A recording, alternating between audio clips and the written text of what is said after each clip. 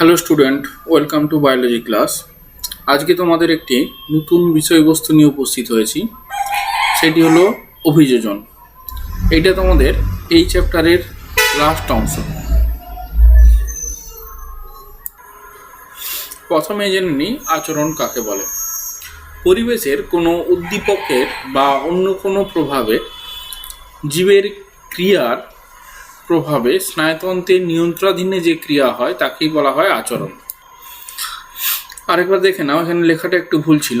পরিবেশের কোনো উদ্দীপকের বা অন্য কোনো ক্রিয়ার প্রভাবে জীবের স্নায়ুতন্ত্রের নিয়ন্ত্রণাধীন যে ক্রিয়া করে তাকে আচরণ বলা হয়। যেমন দেখবে শীতকাল এলে প্রাণীরা শীত ঘুমে চলে যায়, এটা এক ধরনের আচরণগত ক্রিয়া। আবার দেখবে কোনো কোনো প্রাণী দেখবে বিশেষ বিশেষ অবস্থায় বিশেষ বিশেষ রকম তাদের প্রতিক্রিয়া লক্ষ্য করা যায়, এটা হয় তাদের আচরণের ধরন। এরপর আসি অভিযোজন। কোনো একটি নির্দিষ্ট পরিবেশে সুষ্ঠুভাবে বেঁচে থাকা বা পরিবর্তিত পরিবেশে নিজেকে মানিয়ে নেওয়ার জন্য জীবের অঙ্গসংস্থানিক, শারীরবৃত্তীয় ও আচরণগত স্থায়ী পরিবর্তনকে অভিযোজন বলে। তোমাদের অভিযোজন সম্পর্কে একটু বলে রাখি। অভিযোজন শব্দ বা অ্যাডাপ্টেশন শব্দটা প্রথমেই কিন্তু আমাদের এই ইভলিউশনারি বায়োলজি সিলেবাসে ছিল না, বা ইভলিউশনারি বায়োলজি টার্মেও এটা ছিল না। প্রায় 1700 শতাব্দীতে বা 17 সেঞ্চুরিতে অ্যাডাপ্টেশন কথাটি বিভিন্ন ডিজাইন, তার ফাংশন এসবের ক্ষেত্রে ব্যবহার করা হতো। পরবর্তীকালে সেটা আমাদের ইভলিউশনারি বায়োলজির একটি টার্ম হিসাবে এখন উপস্থাপিত হয়। তাহলে অভিযোজন বলতে কি বোঝো না, প্রত্যেক জীবকেই পরিবর্তিত পরিবেশে সবসময় মানিয়ে নিতে হয়। যেমন দেখবে বিভিন্ন উদ্ভিদ দেখবে পদ্ম, শালুক, এরা জলজ পরিবেশে বাস করে। আবার বিভিন্ন অনেক উদ্ভিদ দেখেছো যেগুলো স্থলজ পরিবেশে থাকে। তোমরা এরকম জলজ প্রাণী, স্থলজ প্রাণী এবং খেচর প্রাণী, যেমন দেখবে বিভিন্ন পাখি টাখি, এদেরকেও দেখেছো। এরা ওই নির্দিষ্ট পরিবেশে সুষ্ঠুভাবে বেঁচে থাকার জন্য নিজেদেরকে ওই পরিবেশে মানিয়ে নেয়, এটাকেই অভিযোজন বলে। এবার আসি অভিযোজনের প্রকারভেদ। তোমাদের অভিযোজনের অনেক ধরনের টাইপ আছে। তোমাদের সিলেবাস অনুযায়ী এখানে আমরা 3 রকম অভিযোজন নিয়ে আলোচনা করব। একটা হলো অঙ্গ সংস্থানগত অভিযোজন, শারীরবৃত্তীয় অভিযোজন এবং আচরণগত অভিযোজন। এখানে আমরা ওই 3টে অভিযোজন নিয়েই আলোচনা করব।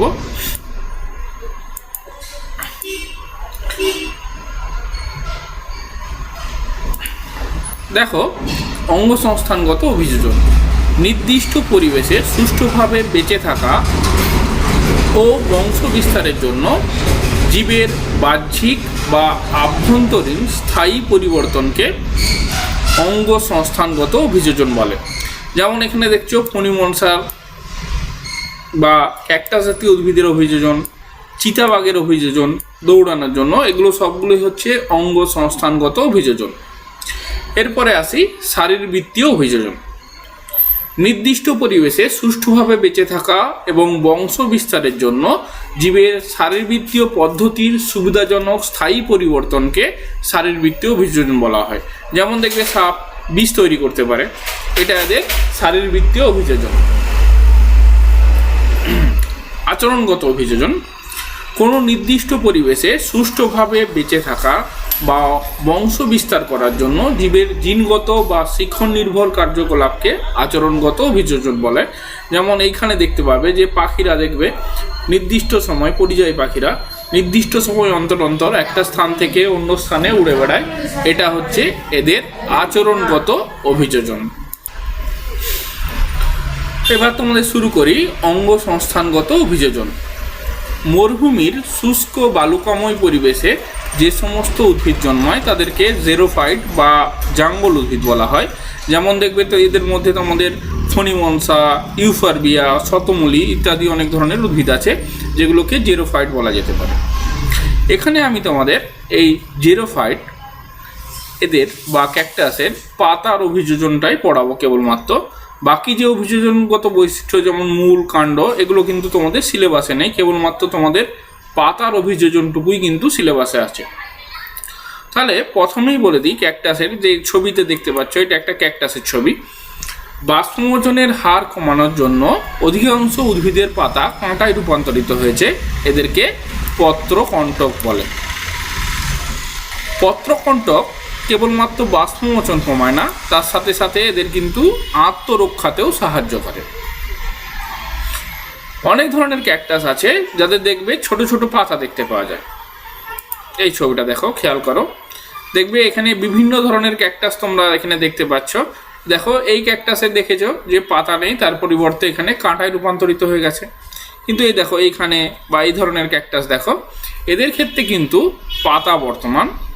এই সমস্ত পাতাযুক্ত ক্যাকটাসের ক্ষেত্রে কি বৈশিষ্ট্য দেখা যায়, যে তাদের পাতাগুলো ছোট হয় এবং সংখ্যায় কম হয়।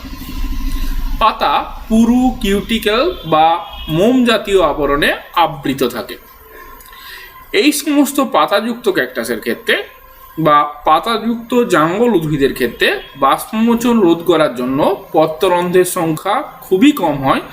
এগুলো কি হয়, পাতার নিম্নতকে অর্থাৎ নিচের দিকে গভীরে পত্ররন্ধ্র অবস্থান করে। এই প্রসঙ্গে আর একটুকু বলে রাখি, ইউফরবিয়া উদ্ভিদের ক্ষেত্রে উপপত্রগুলি কাঁটায় রূপান্তরিত হয়। শতমূলী উদ্ভিদের পত্রফলক সরু, লম্বা এবং সূচাকার হয়। আকাশমণি দেখেছ, আকাশমণিও কিন্তু এক ধরনের জাঙ্গল উদ্ভিদ। এদের ক্ষেত্রে পত্রফলক পর্ণবৃন্তে বা ফাইলোডে রূপান্তরিত হয়। বাকি যে কাণ্ডের বৈশিষ্ট্য, কাণ্ডকে ফাইলোক্ল্যাড বলে, চ্যাপ্টা প্রসারিত নরম সবুজ হয়, পুরু কিউটিকেল থাকে, কাণ্ডের মধ্যে মিউসিলেজ থাকে, মূলতন্ত্র সুদীর্ঘ দৃঢ় প্রসারিত হয়, কতগুলো মূল মাটির উপরিতলে বিস্তৃত থাকে, কতগুলো গভীরে যায় জল শোষণ করার জন্য। এই বৈশিষ্ট্যগুলো কিন্তু তোমাদের সিলেবাসে নেই, কেবলমাত্র তোমরা পাতার বৈশিষ্ট্যটুকুই কিন্তু পড়বে। এবার আসি রুই মাছের পটকার অভিযোজন। তোমরা প্রত্যেকেই জানো যে জলজ অভিযোজনের জন্য একটি গুরুত্বপূর্ণ অঙ্গ হলো পটকা। এটা রুই মাছের উদস্থৈতিক অঙ্গ। এটা দেহকে হালকা করে ভেসে থাকতে বা জলের গভীরে যেতে সাহায্য করে। এটার অবস্থান দেখো, যে উদরগহ্বরের অগ্রভাগে পৌষ্টিকনালী ও বৃক্কের মধ্যবর্তী জায়গায় অবস্থান করে। এই ছবিটা দেখলে একটু বুঝতে পারবে। এই দেখো ছবিটা দেখো, এইটা দেখতে পাচ্ছ সুইম ব্লাডারে যে পটকা, এটা দেখো পৌষ্টিকনালী এবং দেখো পেছনের দিকে বৃক্ক আছে, তার মধ্যবর্তী জায়গায় এই দেখো এখানে পৌষ্টিকনালী আর এইদিকে ধরো বৃক্ক আছে, তার মধ্যবর্তী জায়গায় কিন্তু পটকা অবস্থান করবে।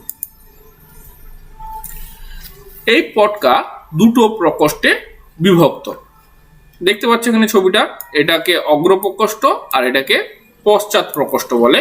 দুটো প্রকোষ্ঠের মাঝে কিন্তু একটা ভালভ আছে। এই অগ্রপ্রকোষ্ঠে কি হয় না, রেড গ্রন্থি নামে একটা গ্রন্থি আছে। এই রেড গ্রন্থি থেকে গ্যাস উৎপন্ন হয়, তার ফলে কি হয়, এই অগ্রপ্রকোষ্ঠ ফুলে ওঠে, ফলে মাছের দেহ হালকা হয়, মাছ জলের উপরিতলে ভেসে ওঠে। এই সময় কিন্তু মনে রাখবে অগ্রপ্রকোষ্ঠ এবং পশ্চাৎ প্রকোষ্ঠের মাঝে যে ভালভ আছে সেই ভালভ কিন্তু বন্ধ থাকে। যখন এই ভালভ খুলে যায় তখন পশ্চাৎ প্রকোষ্ঠে যে রক্তজালক আছে, এই ছবিটাতে দেখো বুঝতে পারবে, এই যে দেখো পশ্চাৎ প্রকোষ্ঠে যে রক্তজালকগুলো, এই রক্তজালকগুলোকে বলা হয় রেটিয়া মিরাবিলিয়া। এই দেখো রেটিয়া মিরাবিলিয়া। এই রক্তজালকে কি হয়, এই রক্তজালক কর্তৃক এই রেড গ্রন্থি থেকে উৎপন্ন গ্যাস শোষিত হয়ে যায়, তার ফলে পটকা চুপসে যায়, মাছের দেহ ভারী হয়, মাছ জলের গভীরে চলে যায়। তাহলে রুই মাছের পটকার কাজ কি না, রুই মাছের পটকা মূলত এটা উদস্থৈতিক অঙ্গ হিসাবে কাজ করে, মাছকে জলের বিভিন্ন গভীরতায় ভাসতে সহায়তা করে। এটাই হলো রুই মাছের পটকার অভিযোজনগত গুরুত্ব। এবার আসি পায়রার বায়ুথলি।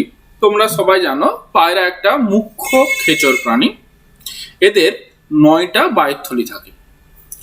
এদের বায়ুথলি মূলত ব্রঙ্কাস এবং ক্লোম শাখা থেকে উৎপন্ন রক্তজালকবিহীন পেশিবিহীন একটা বায়ুপূর্ণ প্রকোষ্ঠ বিশেষ। এখানে দেখো 9টা বায়ুথলি থাকে। 9টা বায়ুথলির মধ্যে দেখো এই 9টা বায়ুথলির মধ্যে সার্ভাইক্যাল 2টো। এই যে দেখো এইটা একটা সার্ভাইক্যাল 2টো, ক্ল্যাভিকিউলার একটা, এই যে এখানে দেখো ক্ল্যাভিকিউলার একটা, অ্যান্টিরিয়র থোরাসিক 2টো, পস্টিরিয়র থোরাসিক 2টো, অ্যাবডোমিনাল 2টো। বুঝতে পেরেছ? তাহলে এই হলো পায়রার টোটাল 9টা বায়ুথলি। এই বায়ুথলিগুলো পায়রার বক্ষ এবং উদর গহ্বরে ফুসফুসের সাথে যুক্ত থাকে। মনে রাখো এদের ক্ষেত্রে কিন্তু দ্বিশোষণ লক্ষ্য করা যায়।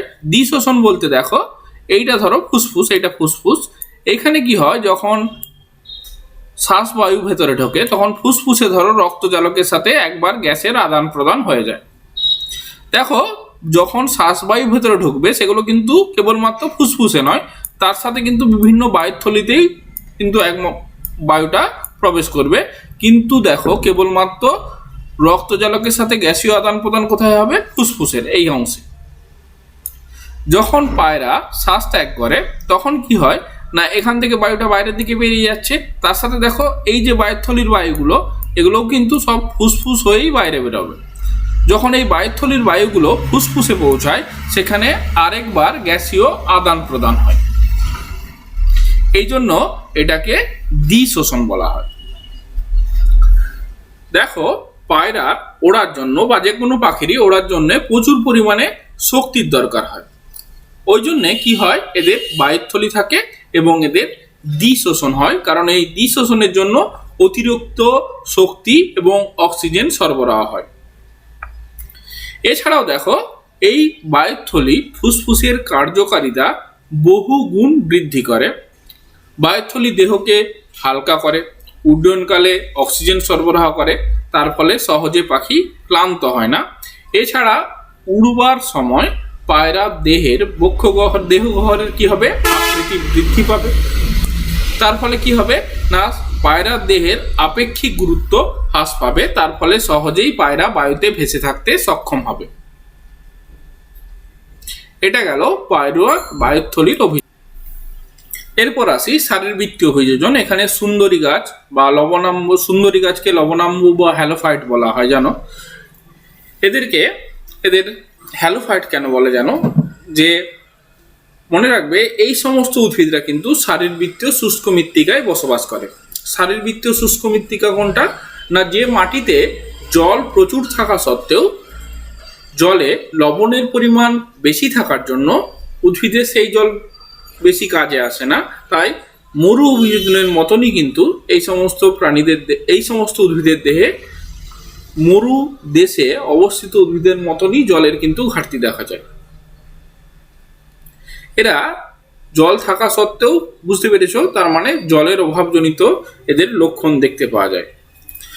এই মাটিটাকে শারীরবৃত্তীয় শুষ্ক মাটি বা শুষ্ক মৃত্তিকা বলা হয়। এবার দেখো লবণ শোষণের জন্য বা লবণাক্ত পরিবেশে বেঁচে থাকার জন্য সুন্দরী গাছের অভিযোজন।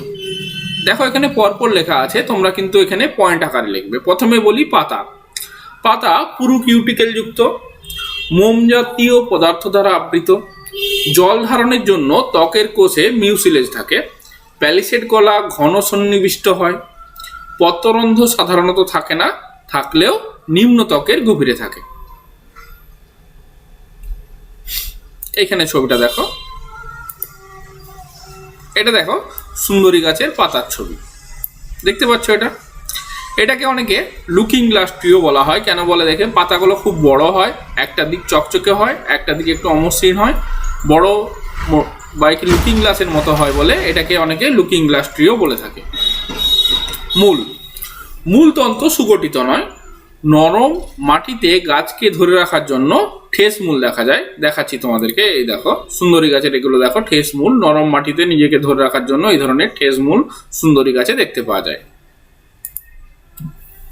কর্দমাক্ত ও লবণাক্ত মাটিতে অক্সিজেনের সরবরাহ কম হয়, এর জন্য মূল কি হয়, অভিকর্ষের বিপরীত দিকে বৃদ্ধি পেয়ে শ্বাসমূল বা নিউম্যাটোফোর গঠন করে। এই যে অভিকর্ষের বিপরীত দিকে যে মূলগুলো দেখতে পাচ্ছ এইখানে, এই যে মূলগুলোকে, এগুলোকে শ্বাসমূল বা নিউম্যাটোফোর বলা হয়। এতে অসংখ্য শ্বাস ছিদ্র থাকে, যার মাধ্যমে কি হয় না এই উদ্ভিদ পরিবেশ থেকে অক্সিজেন গ্রহণ করে। তোমরা জানো যে উদ্ভিদের মূলেরও কিন্তু অক্সিজেনের দরকার হয়। তোমরা দেখেছো কোনো জায়গায় যদি দীর্ঘদিন জল দাঁড়িয়ে থাকে সেখানে ছোট ছোট উদ্ভিদরা কিন্তু মারা যায়। মারা যাওয়ার একমাত্র কারণ না মাটির কোনার ফাঁকে যে অক্সিজেন থাকে বা যে বায়ু থাকে সেখান থেকে কিন্তু মূল অক্সিজেন সরবরাহ শোষণ করে। যখন মাটি জল দ্বারা পরিপূর্ণ থাকে অর্থাৎ কর্দমাক্ত মাটিতে কি হয়, সেই ফাঁকা স্থানে বায়ুর পরিবর্তে জল দ্বারা পূর্ণ থাকে, তাই সেখান থেকে কিন্তু উদ্ভিদের মূল কোনো অক্সিজেন গ্রহণ করতে পারে না। তাই সুন্দরী গাছ সেই কর্দমাক্ত পরিবেশে বেঁচে থাকার জন্য তাদের কিছু মূলকে অভিকর্ষের বিপরীত দিকে বৃদ্ধি করে। এই মূলগুলোকে শ্বাসমূল বলা হয়। কাণ্ড কিরকম হয়, কাণ্ড এবার আসি। দৃঢ় শাখা প্রশাখা যুক্ত, কাণ্ডের ত্বক পুরু, কিউটিক্যাল ও মোম জাতীয় পদার্থ দ্বারা আবৃত থাকে। কাণ্ডের যান্ত্রিক কলা কিন্তু সুগঠিত থাকে না। আর একটু বলে দিই, এখানে ফুল দেখতে পাচ্ছ সুন্দরী গাছে, তার মানে এখানে ফল হয়। তোমরা জানো যে লবণাম্ব যে সমস্ত উদ্ভিদ আছে তাদের ক্ষেত্রে কিন্তু বেশিরভাগের ক্ষেত্রেই বীজটা মাটিতে পড়ার আগেই অঙ্কুরিত হয়, এটাকে জরায়ুজ অঙ্কুরোদ্গম বলা হয়। কিন্তু মনে রাখবে সুন্দরী গাছের ক্ষেত্রে কিন্তু কখনোই কোনো জরায়ুজ অঙ্কুরোদ্গম দেখতে পাওয়া যায় না। এবার আসি উটের অভিযোজন। উটের মরু অভিযোজন বলা ভালো, তোমরা জানো উটকে সবাই মরুভূমির জাহাজ বলা হয়। এবার দেখো উটের মরু অভিযোজনে প্রথমেই আসি ত্বক। দেহের চামড়া খুব পুরু হয়, অর্থাৎ দেহ পুরু ত্বক দ্বারা আবৃত থাকে। এতে ঘর্মগ্রন্থির পরিমাণ কিন্তু খুবই কম থাকে। দেহের তাপমাত্রা বাহ্যিক তাপমাত্রার সাথেই পরিবর্তিত হয়। এটা কিন্তু একটা খুব গুরুত্বপূর্ণ বৈশিষ্ট্য মরু অঞ্চলে নিজেদের বেঁচে থাকার জন্য। শ্বসনতন্ত্র, এখানে কি হয় বৈশিষ্ট্য, উষ্ণ নিঃশ্বাসকে ঠান্ডা করে, নিঃশ্বাস বলছি অর্থাৎ যেটা শরীর থেকে বাইরে বেরিয়ে যায়, উষ্ণ নিঃশ্বাসকে ঠান্ডা করে নাসাপথ দিয়ে ত্যাগ করে। এর ফলে কি হয়, জলীয় বাষ্পের অপচয় রোধ হয়। নাসাপথের কোষগুলি জল শোষণ করতে পারে, অর্থাৎ আমাদের প্রশ্বাস বায়ুতে যে জলটা থাকে উটের ক্ষেত্রে কিন্তু অনেক কম মাত্রায় থাকে, কারণ এদের জলের ঘাটতি থাকে মরু অঞ্চলে, তোমরা সবাই জানো। তাই এরা নাসাপথের কোষগুলির মাধ্যমে জলকে শোষণ করে, তার ফলে দেহে জলের ঘাটতি কম হয়। নাসারন্ধ্র পুরু লোম দ্বারা আবৃত থাকে, এর ফলেও কিন্তু জল চট করে বাইরে বের হয়ে যায় না। কুঁজ, তোমরা সবাই জানো উটের কুঁজ অনেকের একটা প্রচলিত ধারণা আছে কুঁজের মধ্যে কিন্তু জল শোষণ করে রাখতে পারে। এটা কিন্তু একদম ভ্রান্ত ধারণা বা ভুল ধারণা। উট কুঁজের মধ্যে কখনোই কিন্তু জল সঞ্চিত করে রাখতে পারে না, এখানে অল্প এটা ভুল আছে। হ্যাঁ, এটা একটু করে দিই।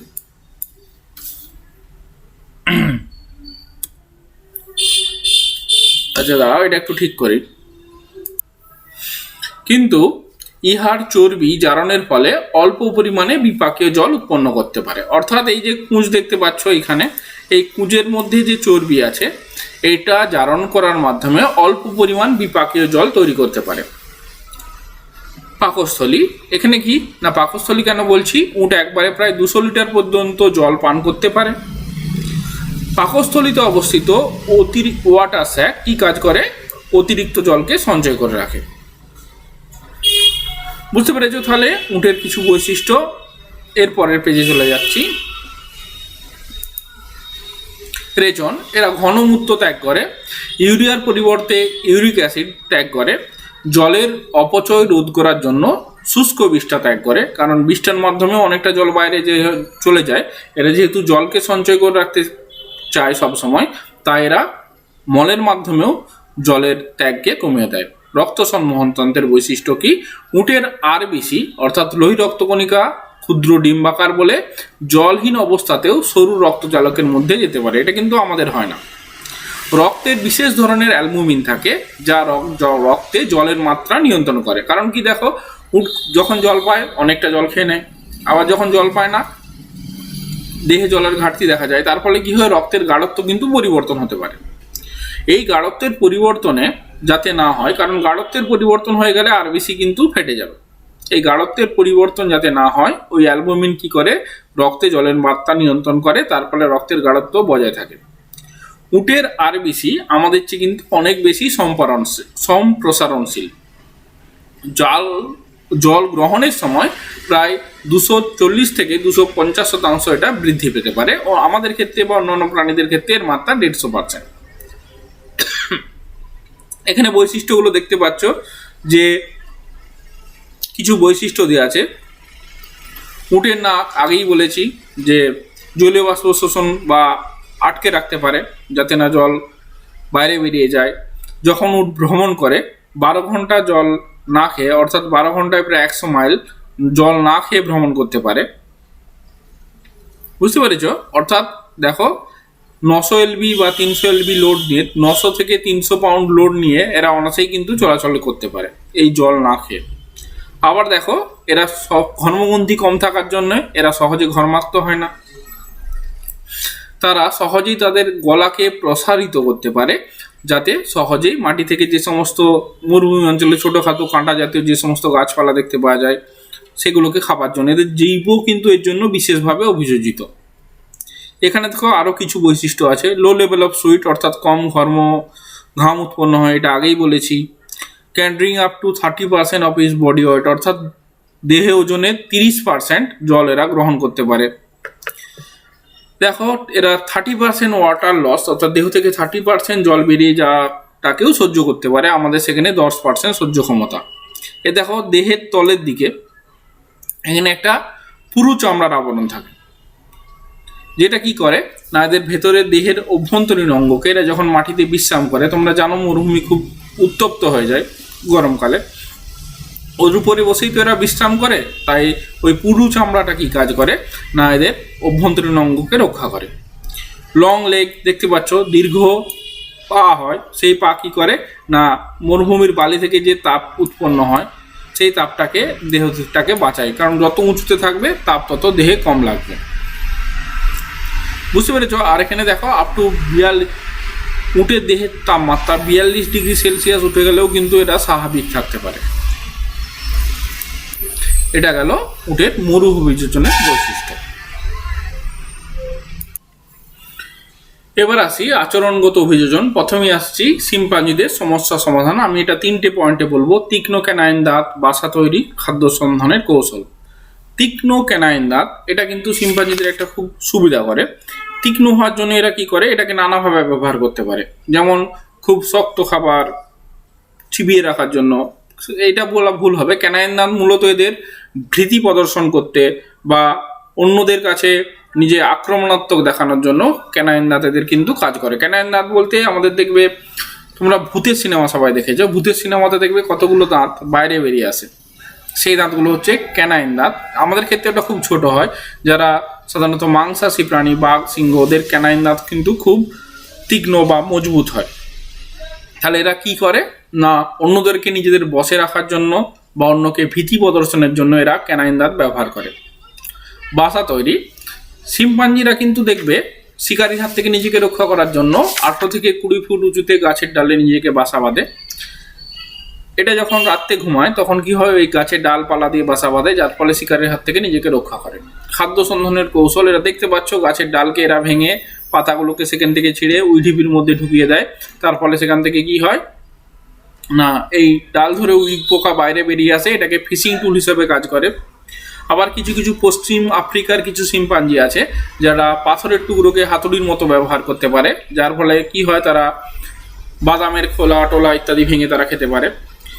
পরজীবী প্রাণী বা অন্য কিছুর হাত থেকে নিজেকে রক্ষা করা বা আক্রান্ত হলে এরা কিছু ওষুধি গাছেরও নাম জানে বা ওষুধি গাছও চেনে, সেখান থেকে তারা পাতা ব্যবহার করে তারা নিজেদেরকে সুস্থ করে। এই যে এই দাঁতটা দেখতে পাচ্ছ তখন দেখানো হয়নি, এটা হচ্ছে ক্যানাইন দাঁত। আরও কিছু বৈশিষ্ট্য দেখে নাও আচরণগত অভিযোজনের, যে এরা একে অপরকে নানাভাবে সাহায্য করে। দেখছো একটা শিম্পাঞ্জি আর একটা উকুন বেছে দিচ্ছে। এর ফলে এদের মধ্যে ফ্রেন্ডলি বিহেভিয়ার বা বন্ধুত্বের সম্পর্ক স্থাপন হচ্ছে। এটাও এদের একটা আচরণগত অভিযোজন। বা আরেকটা ধরো আচরণগত অভিযোজন বলছি, এরা সবসময় একটা বড় গ্রুপে দলবদ্ধভাবে থাকতে বসবাস করে। এটা এদেরকে খাদ্য সন্ধান বা শিকারির হাত থেকে এদেরকে রক্ষা করে। আর এটা দেখছো গাছের উঁচু ডালে এরা সবসময় বসবাস করে, যার ফলে এরা শিকারির হাত থেকে নিজেদেরকে রক্ষা করে। এবার আসি মৌমাছির বার্তা আদান প্রদান। এটা একটা মৌমাছির আচরণগত অভিযোজন। এই মৌমাছির ভাষা আবিষ্কার করেন বিজ্ঞানী কার্ল ভন ফ্রিস। এটাকে মৌমাছি যে ফুলের খোঁজে চারদিকে উড়ে বেড়ায় বা বিভিন্ন রকম নাচ করে বেড়ায়, এটাকে অনেকে স্কাউট বলা হয় বা এটাকে মৌ নৃত্য বলে। তোমরা জেনে রাখো, মৌমাছির যে ফুলের খোঁজ পাওয়ার পর চাকের অন্যান্যদেরকে যে ফুলের সন্ধান দেন, সেই সন্ধান দেওয়ার পদ্ধতিটা কিন্তু চাকের সাথে সূর্যের একটা বিশেষ কোণের উপর নির্ভর করে। অর্থাৎ ধরো চাকের সাথে যদি সূর্যটার মধ্যবর্তী কোণ 60 ডিগ্রির কাছাকাছি হয়, তখন দেখবে ওদের ওই নাচের ভঙ্গিটাও বা সেটাও কিন্তু 60 ডিগ্রি কোণের আশেপাশে হয়। অর্থাৎ 60 ডিগ্রি কোণে যদি খাবারের উৎস থাকে, তারা চাকের কাছাকাছি এসে 60 ডিগ্রি কোণেও কিন্তু কি হয়, উড়ে বেড়ায়। দেখো, মৌমাছির যে মৌ নৃত্য দু ধরনের হয়, একটা চক্রাকার নৃত্য আর একটা হচ্ছে ওয়াগল নৃত্য। চক্রাকার নৃত্যটা কোনটা না, খাদ্যের উৎস যদি কি হয় না চাক থেকে 50 মিটারের কম হয়, তখন কি হয়, তারা এই চক্রাকার নৃত্য প্রদর্শন করেন। কি হয় না, চাকের কাছে এসে তারা কি হয়, একটা জায়গায় এরকম গোল গোল গোল গোল করে ঘুরতে থাকে, বারবার এরকম ভাবে ঘুরতে থাকে। এর ফলে বাকি মৌমাছিরা তাকে দেখে তার খাদ্যের দূরত্ব বুঝতে পারে, চাক থেকে খাদ্যের উৎস কত দূরে আছে, এবং সেইভাবেই তাকে অনুসরণ করে। ওয়াগল নৃত্য কখন হয় না, চাক থেকে যখন খাদ্যের উৎসের দূরত্ব 150 মিটার বা তার বেশি হয়, তখন মৌমাছিরা ইংরেজি 8-এর মতো দেখো এক ধরনের নাচ করে চাকের কাছে এসে, এটাকে ওয়াগল ডান্স বলা হয়। এইভাবে কি হয়, মৌমাছিরা কি করে না নিজেদের চাকের অন্যান্য মৌমাছিদেরকে খাদ্যের উৎস সম্পর্কে সন্ধান দেয়। মনে রাখো, মৌমাছিরা কিন্তু সূর্যের অতি বেগুনি রশ্মির প্রতি অধিক পরিমাণে সংবেদনশীল। এরা কি হয়, মেঘযুক্ত আকাশ বা অতি বেগুনি, যখন মেঘযুক্ত আকাশ থাকে, এরা কিন্তু যখন সূর্য পুরোপুরি দেখা যায় না, তখন কিন্তু এই অতি বেগুনি রশ্মি বা এর সাহায্যেই মৌমাছিরা সূর্যের অবস্থান নির্ণয় করে এবং সেখান থেকে চাক বা কি বলবো, খাদ্যের উৎস কিরকম হবে, কত দূরে আছে, কত কোণে আছে, সেটা দেখেই কিন্তু তারা স্থির করে। আরেকটু বলে রাখি, মৌমাছিরা যখন খাদ্যের সন্ধান পেয়ে এসে ধরো চাকের কাছে এসে উড়ে বেড়ায়, তখন দেখবে তাদের ডানাতে একটা আওয়াজ হয়। খাদ্যের গুণমানের সাথে তার ডানার আওয়াজও কিন্তু সম্পর্কিত। গুণমান বা বেশি হলে কিন্তু তার ডানার আওয়াজও কিন্তু বাড়তে থাকে। এবার আসছি অভিযোজনের গুরুত্ব। অভিযোজনের গুরুত্ব দেখো, পরিবর্তনশীল পরিবেশে নিজেকে মানিয়ে নেওয়া অভিযোজনের অন্যতম গুরুত্বপূর্ণ পয়েন্ট। পরিবেশের প্রতিকূলতাকে অতিক্রম করা, এটাও একটা অভিযোজনের গুরুত্ব। আত্মরক্ষা, অর্থাৎ প্রতিকূল পরিবেশে নিজেকে কিভাবে রক্ষা করা যায়, এটাও কোনো জীব অভিযোজনের মাধ্যমেই শিখে যায়। এটা মনে রাখবে যে কোনো একটা নির্দিষ্ট পরিবেশে অভিযোজিত হয়, যখন অভিযোজন হয় কোনো প্রাণীর, অভিযোজন হয় কিন্তু তার বিবর্তনের পথটাই কিন্তু সুগম হয়। এটাও কিন্তু একটা অভিযোজনের গুরুত্বপূর্ণ পয়েন্ট।